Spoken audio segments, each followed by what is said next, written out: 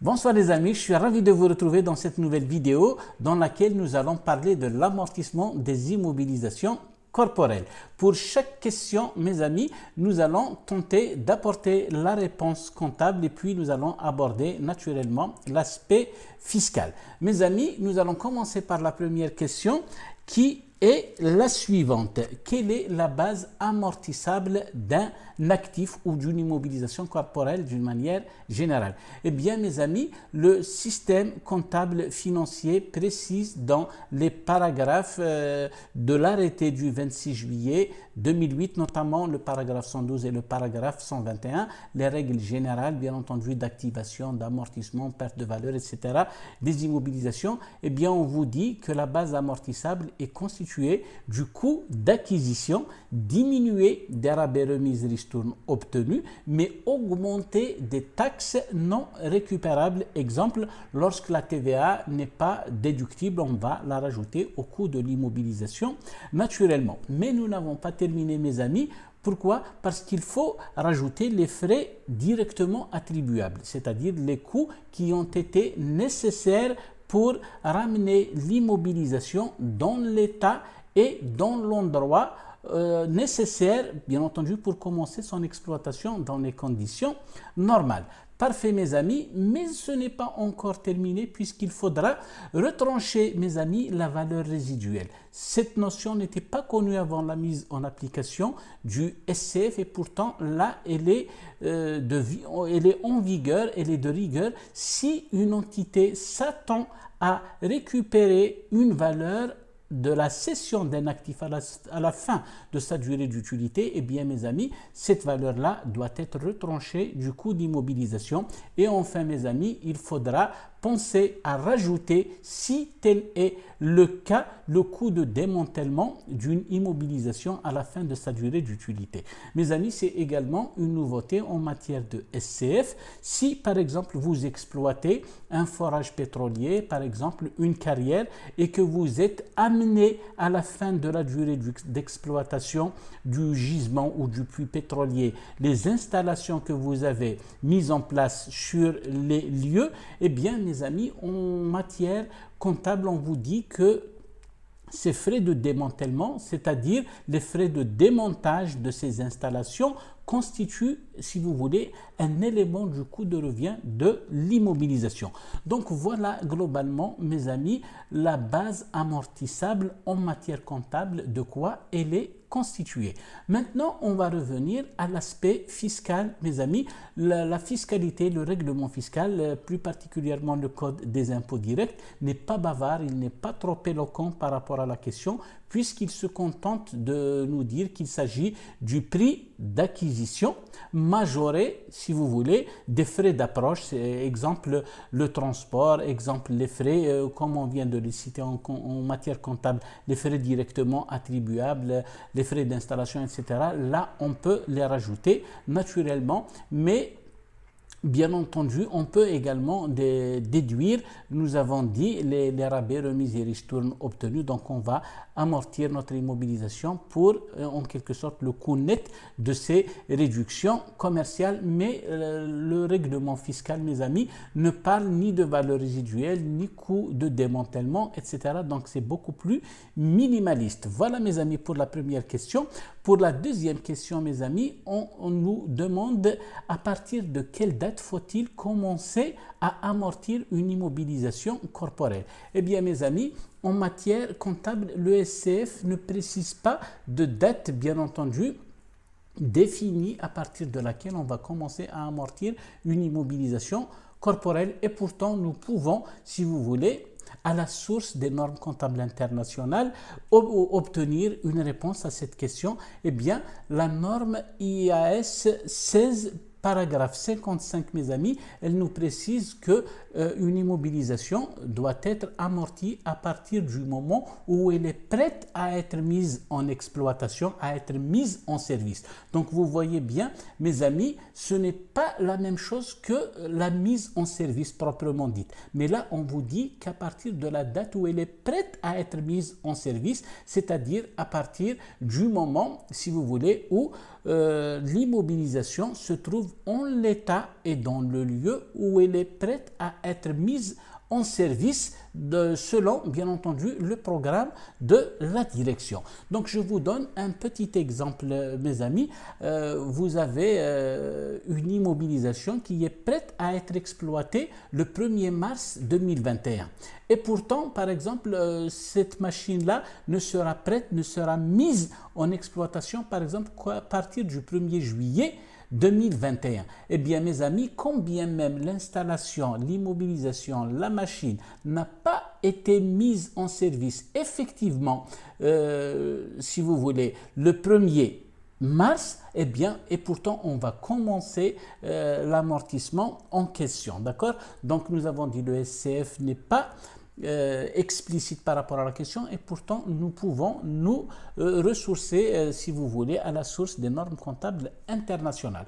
Mes amis, en matière fiscale, c'est encore moins clair, c'est encore moins précis puisque le code des impôts directs ne dit pas un mot sur cette date à partir de laquelle on va commencer à amortir une immobilisation corporelle. Heureusement que le guide des amortissements publié par la DGI, je pense qu'il y a pratiquement 30 ans de cela, c'était carrément sous l'ère du PCN. Et bien heureusement que, si vous voulez, ce support, nous avons dit ce guide des amortissements précise que la date de mise en service, bien entendu, est la date à partir de laquelle on peut commencer, si vous voulez, à amortir une immobilisation, donc un actif, un investissement, selon, si vous voulez, la terminologie que nous choisissons.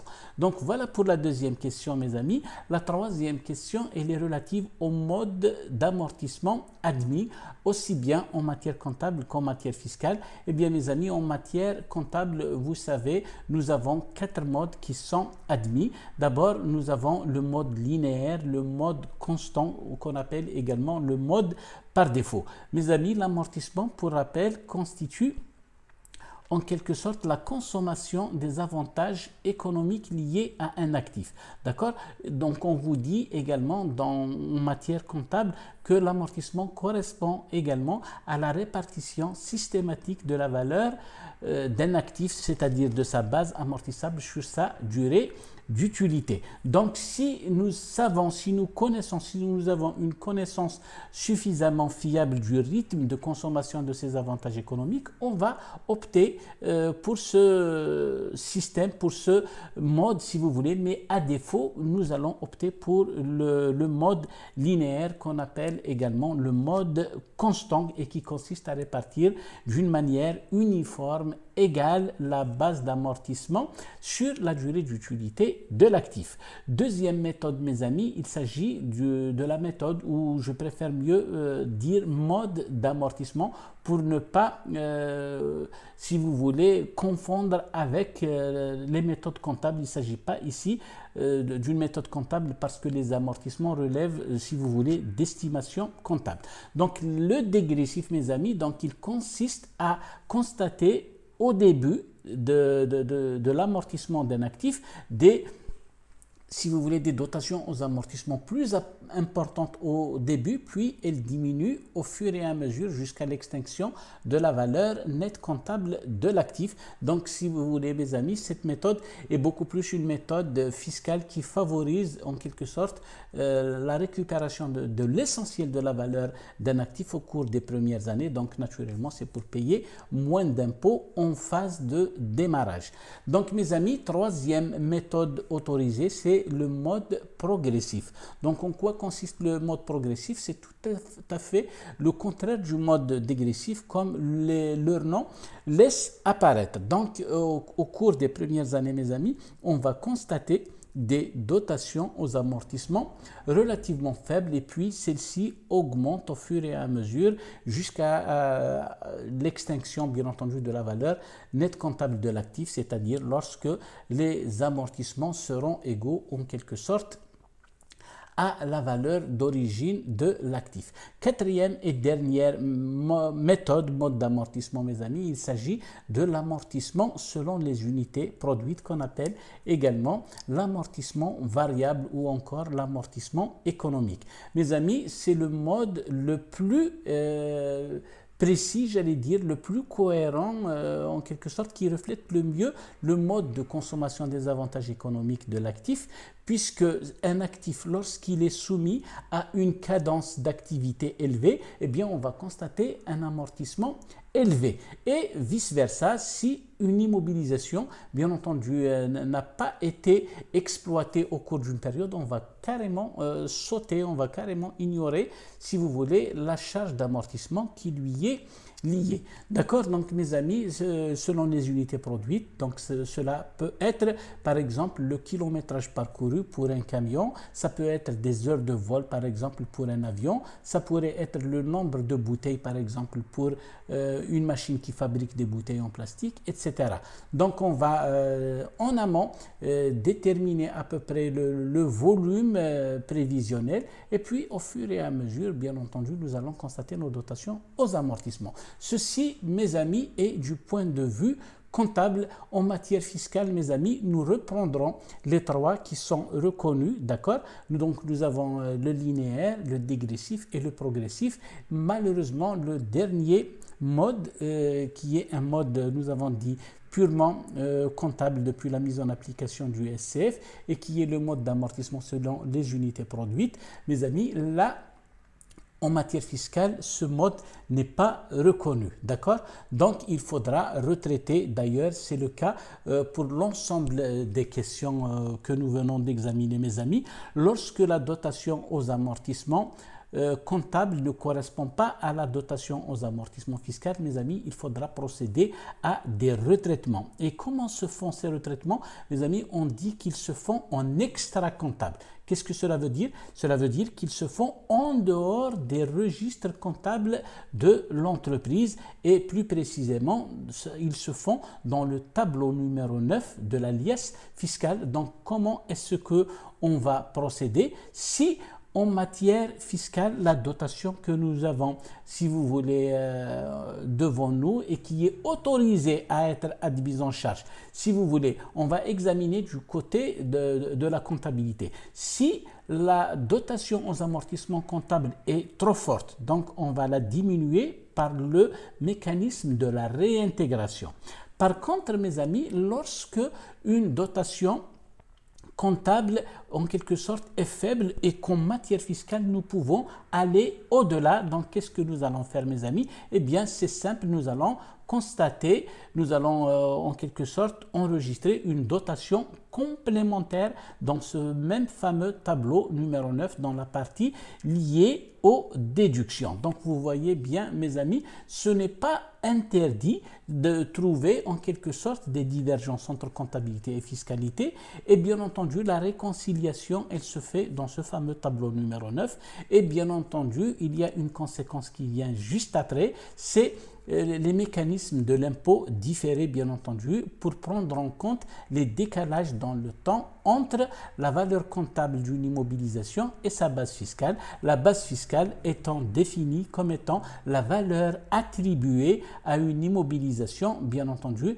à des fins fiscales. Donc voilà, mes amis, j'espère que cette nouvelle vidéo vous aura plu. Je donne juste le rappel des références légales qui ont été nécessaires pour apporter les réponses, si vous voulez, à ces trois questions. Donc en matière comptable, mes amis, nous avons dit, c'est le paragraphe 121 et 112 de l'arrêté du 26 juillet 2008 du ministère des Finances. En matière fiscale, nous avons les articles 141 alinéa 3 ainsi que l'article 174 du Code des impôts directs.